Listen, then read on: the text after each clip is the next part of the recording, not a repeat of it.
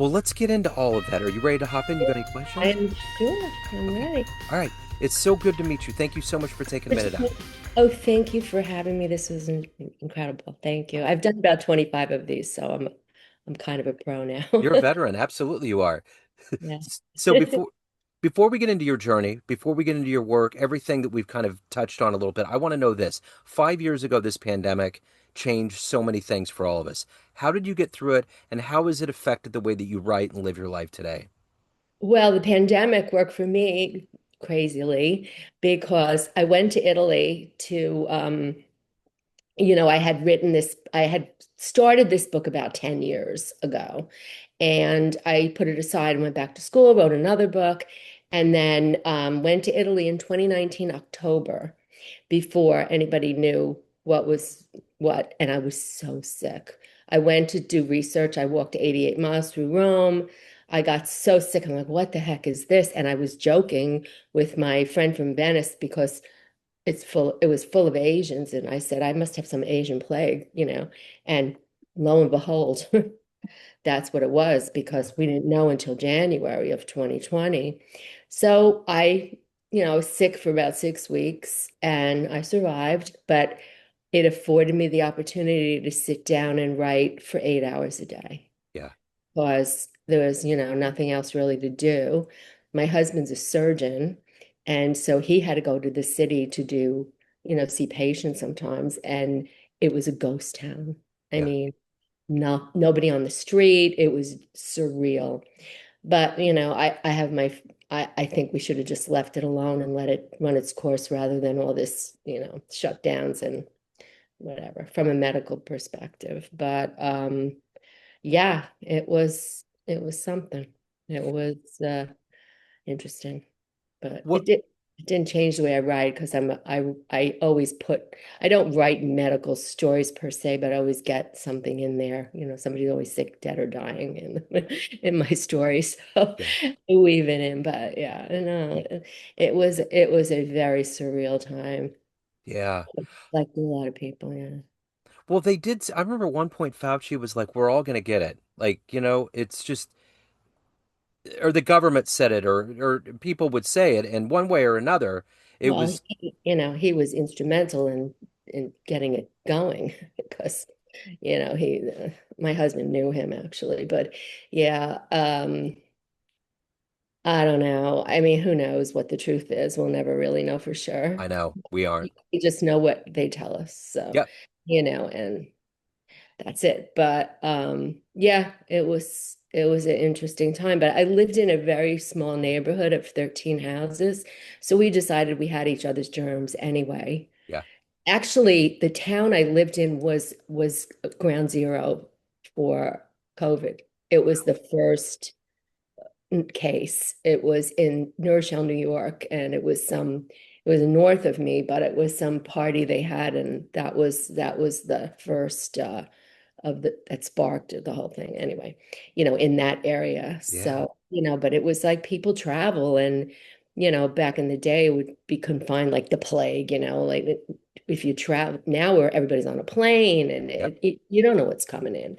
You don't Yeah. know what anybody has. And now, with the in New York, there's these people all over the street and you don't know where they're from and Uh-huh.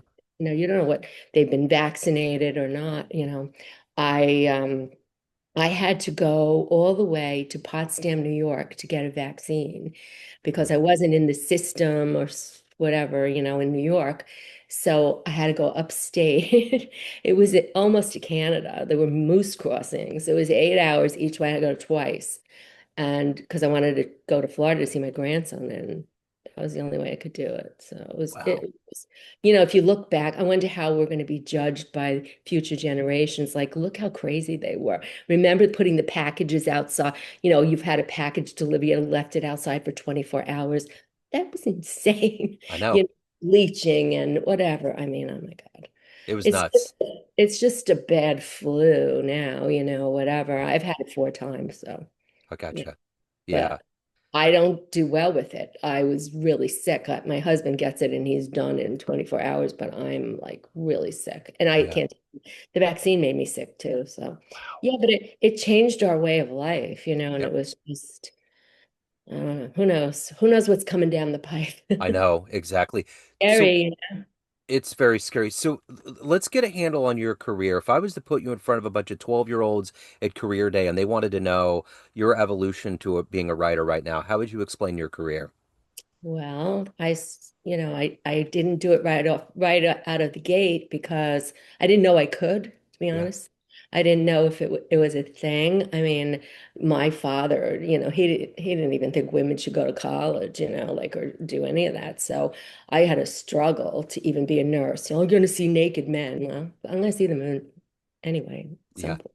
So that kind of thing, I wouldn't say that to kids, but I would say, don't ever give up if you have a dream, like even if it takes you as long as it took me, just keep at it. And that would be my advice for any kid, And it is. I mentor a lot of young writers and college kids. I help them with their essays and, for their applications. But yeah, I mean, I've had an interesting trajectory, and I think had it happened at any other time, when I was young, I wouldn't have it that much to write about because the kids I was in school with kids I called them toddlers at one point, but they were in their 20s, and but they went from, elementary school to high school to college to graduate school without any kind of life, most of them, no life experience whatsoever. So they would write like, good writers, brainiacs at Columbia. Oh my God, geniuses. However,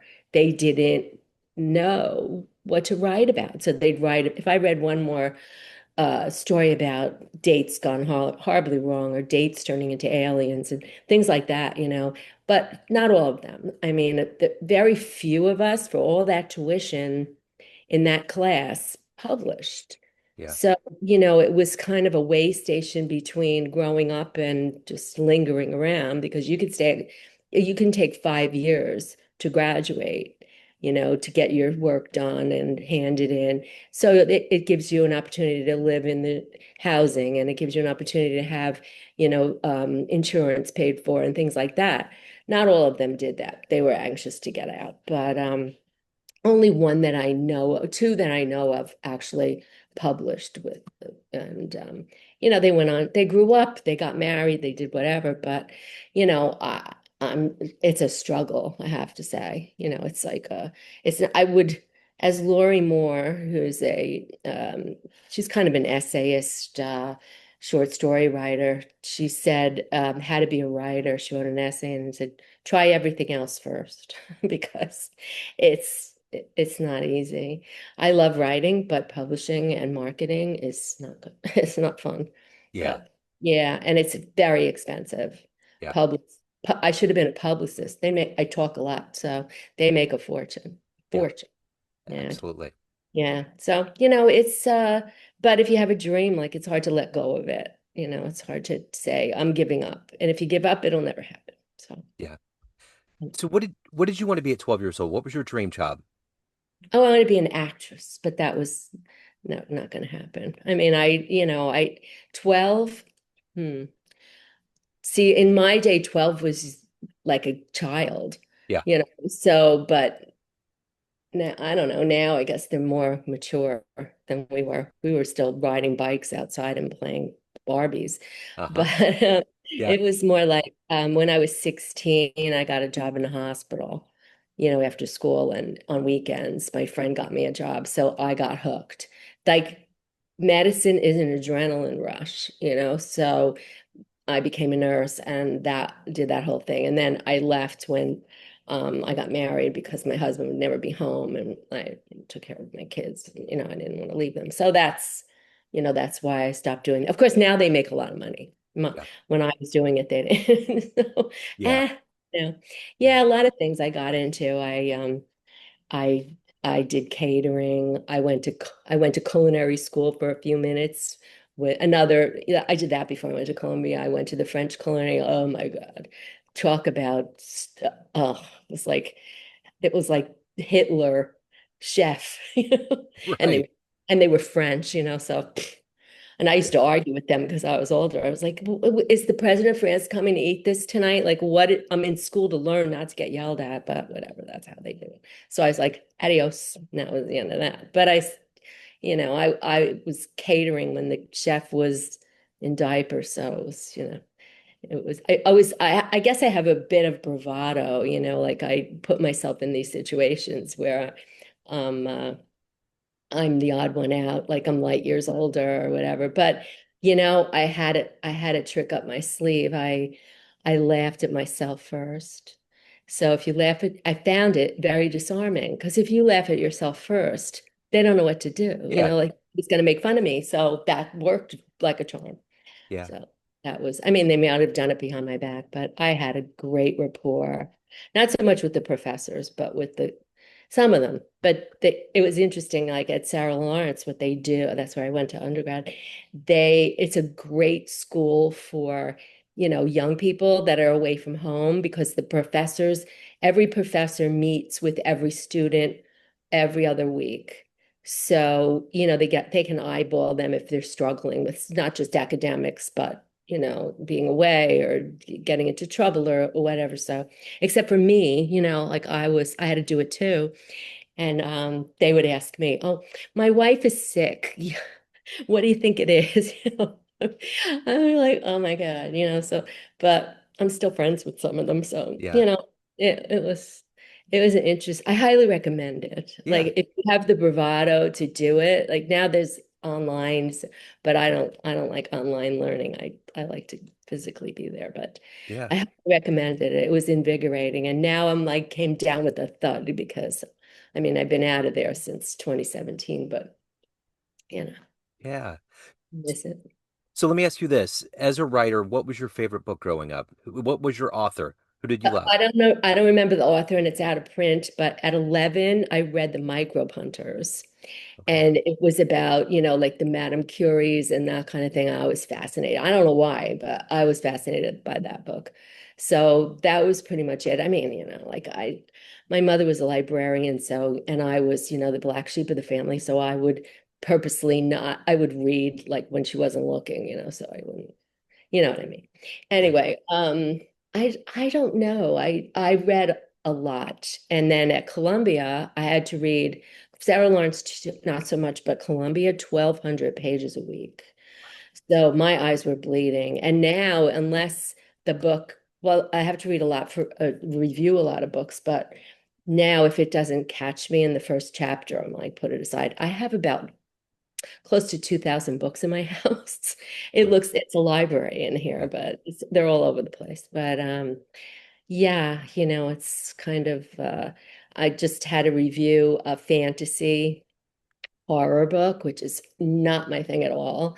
But this young guy, he's 34, he's a genius. I mean, this is not just nobody's going to get it because I took a lot of classes like art history and I know about Gnosticism and all of that, and it's all weaved in this book, horror book, and it's coming out in September. And so I help him because he's struggling. And had an interesting journey because I joined the Authors Guild early on and I donated money to them. And then I got this email from the then director who said, "Oh my gosh, I just love your trajectory that you went back to school and with kids and you did all this and blah, blah, blah." And so through her, I got to go to Dan Brown's house for dinner. Oh my God. Dan Brown, who wrote the Da Vinci Code, he's amazing. He has $178 million from just that alone. Wow. Very clever guy, very interesting guy. And then when I wrote this book, I had I didn't know what, I needed endorsements right away. I didn't know what to do. So I wrote the book and I had I had an agent for 2 years. It was a nightmare. I found out 2 years in that she had some cognitive issues. She didn't remember having the 2 hour conversation with me. So that was the end of her. She wasn't any good anyway. But so I wrote to see what I mean about bravado when you get older. So I wrote to Steve Berry, who is a thriller writer, bestseller. Uh-huh. He sells a book every 6 minutes. He's got like 27 million copies Yeah. sold. So I said, let me try. So I wrote him an email a year before the book came out. And I said, would you consider endorsing this book? Here's my bio. Here's the synopsis. He wrote back, sure, sure. So, my God. So a year later, I said, remember me? I got a publisher. I need this. I need this quickly. Said, send me the manuscript and I'll have it for you. So then he did. He wrote a blurb for the book. And then a couple of weeks ago, I drove 500 miles to meet him. And he's spectacular. There are Yeah. very few people like that, writers, even my own professors won't endorse me because they don't want to do it because somebody else might ask them, what's the big deal? Yeah. So he is just wonderful. So I waited online to have his book signed, and I put my book in front of him, and he said, "Oh, I know this book." So I have a picture of us signing. I'm signing one to him, and he's signing, and he's just the best.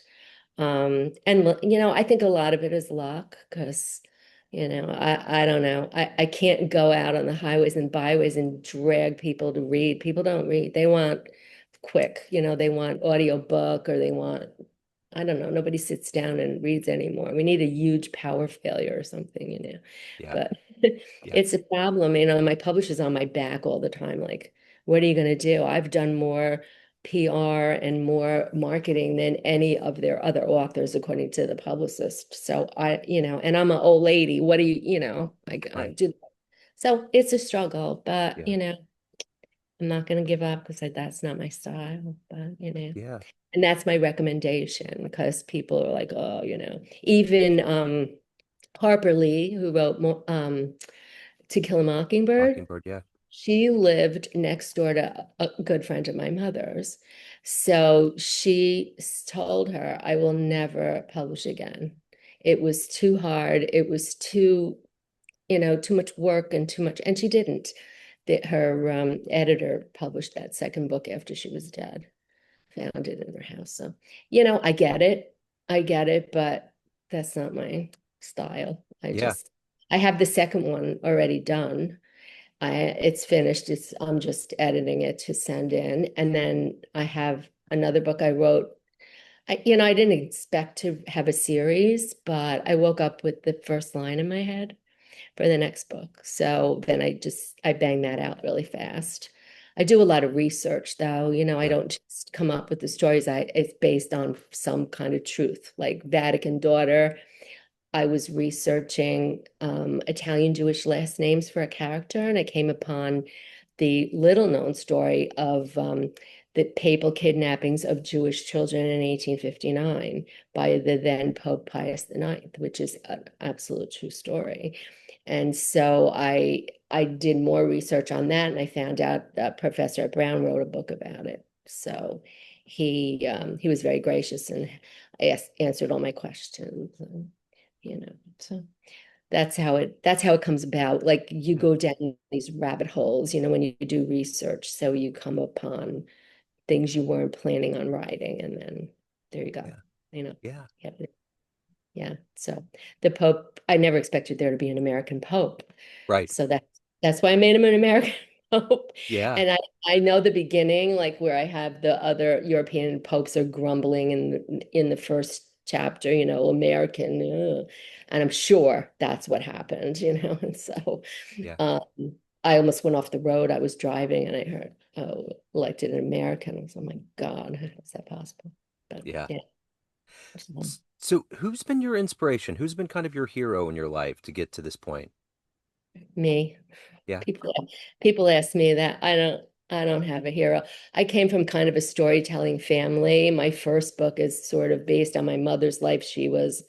My mother was very harsh, is still, she's still alive, but it was a harsh upbringing. She was very Catholic, and I saw the hypocrisy, but as a kid, you can't say anything. So I didn't really have heroes. The woman who raised my mother she was very simple, but she was very kind, and they were kind of like my heroines because her and her sister because they lived in the city and I was a city girl, so I was always there as much as I could be. And like I went to Broadway shows when I was 6, things like that. So I was a different kind of kid. And yeah, so, but whatever it is, it's like, Yeah.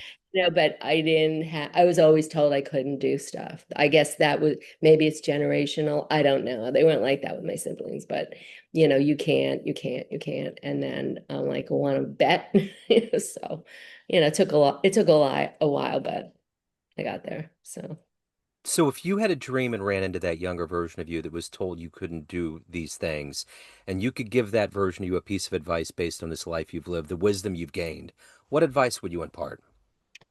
um, well, I would say, Hmm. I guess I would say don't give up, just wait, you know, um, because I didn't do well in high school, at all. Like I kind of shut down because I was, verbally, I had nuns, ugh, they went in the convent probably when they were 14, and I just kept thinking like everything was punitive, so why I just, I shut down, I guess, so, but then, when I went to nursing school, like a traditional diploma school, and that was the first time where I felt like I had some confidence because I was really good at it, and they recognized that. But in high school, oh God, no, it was awful, and then you couldn't go home and say, I couldn't go home and say to my mother, oh, some priest did something to me. And it didn't happen, but or a nun or whatever. She would have, would have been me, not them. That's how it was. Yeah, So, I have a lot of empathy for all these people who went through that, with because it happens, and yeah, it's probably still going on, but and people are like, well, people ask me, somebody asked me in a podcast, some guy out in, I don't know, Timbuktu, asked me if what my relationship was with God because of this book. And I thought, I'm fine. Like, what is their relation? Look at them. Like they call themselves the holy men and look what they're doing, yeah. So, yeah. So, yeah. Anyway.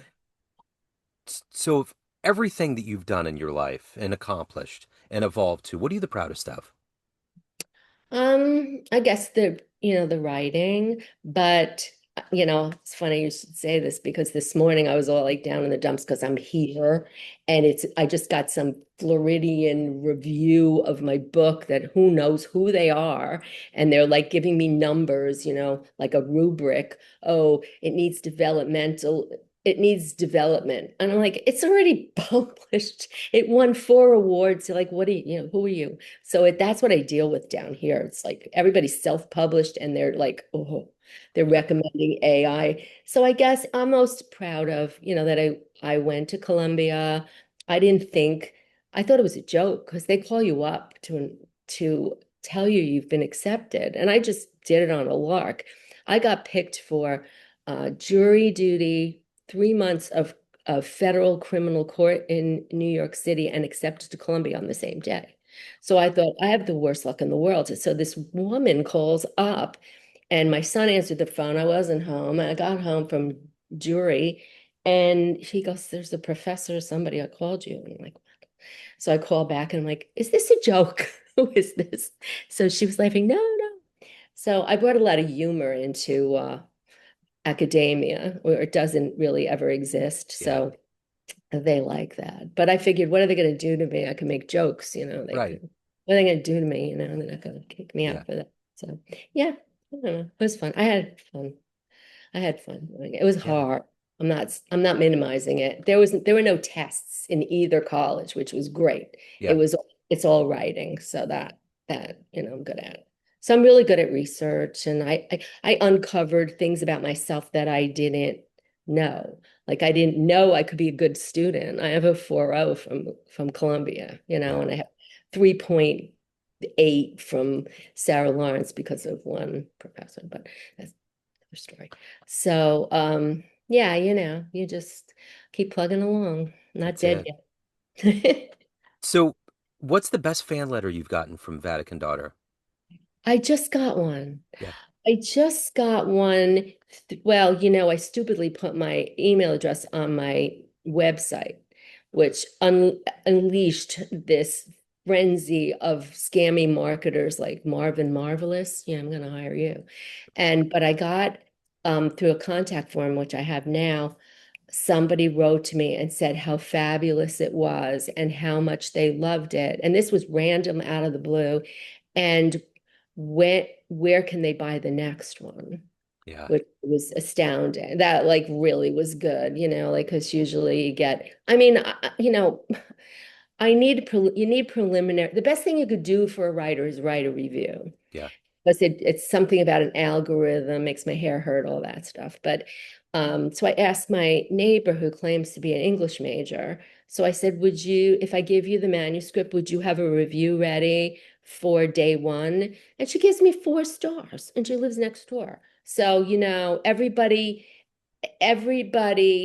thinks they're a critic and everybody thinks, I mean, they write nice things, but then they like, who are you? I have Right. one who was nitpicking, different things, but that was the best so far that I've Yeah. got. Yeah. I mean, I get, if I don't look at reviews because I asked Dan Brown Yeah. how he handles it. He said, don't read them. Okay. Don't read them because if they're great, you're gonna feel, and then if they're bad, then you get depressed. So I took that advice. I Yeah. don't, I need more, but I look and see how many there are, but Yeah. I just hired a social media PR person, which means, like the writer does all the work Yeah. and they get all the money. Same with Uh-huh. the publisher. Uh-huh. It's just Yep. the way it is, unfortunately, Yep. unless you self-publish, but then I don't want to be lumped into that. Everybody thinks they can write. So, Yeah. and they can, but Yeah. some of them can, not all, but Yeah. I oh, get it. yeah. So let me ask you this. At the end of the day, everyone has a perception of you. Family, friends, all of your fans, everyone that knows you, but you run the show. What's your perception of you? Who do you think you are? Who do I think I am? Yeah. I don't know. I'm still like insecure. I think because I told this to my husband this morning. He goes, it's a tremendous accomplishment. Like you wrote a book. Only 1% of people who actually um, sit down to write finish, and it's even less than that who publish. So I have a wonderful publisher. But I had to go out of the country, but they're global, so some of them are here. But I got to meet my editor in Vermont, and they're just terrific. They take the lion's share of the money, but, maybe someday it'll pay off. I don't know. I mean, I'm not going to live forever, but my perception of me is I'm a struggler. I don't know. Like I'm a Thursday's child has far to go. That poem about birth order. Sunday's child is full of grace. Wednesday's child is full of well. So I was born on Thursday, so I have far to go. But I'm running out of steam. But yeah, I guess I think it's I'm lucky. Well, being older and people don't always take you seriously. I had to arm myself. I wouldn't just start writing. I had to arm myself with every credential I could possibly have in before I started this. Like a master's from Columbia. Like you're gonna argue with that? Columbia says I can write. Columbia University, so there you go. Yeah. But people like I have friends, they don't even buy the book. Well, You know, one friend told me yesterday, a couple of days ago, oh, well, it's just a hobby. You shouldn't worry about sales. No, it's right. not. Right. You know, you wouldn't say that to an engineer or a female, doctor or whatever. So No. don't say it to me. Yeah. So if anybody wants to reach out, obviously, if they want to get a copy, I'm sure it's everywhere. Books are sold. If they want to reach out to you, learn more about what's going on in your world, where can they go? They can go to my website, which is my name, www.jonimarieiraci.com. I love that. There's a contact form, and if I'll get an email and I'll write right back. I write Okay. back. I have thousands and thousands of emails. I always answer. I don't understand people who don't are above it. Yeah. They are. So, Yeah. so thank you. Perfect. Thank you. It was so great to meet you. Oh, it's Best of so luck good with to everything. meet you. Thank you. Good Yes. luck with you're good at what you do. Thank you. I appreciate it. You are too. Thank you so much. Yeah.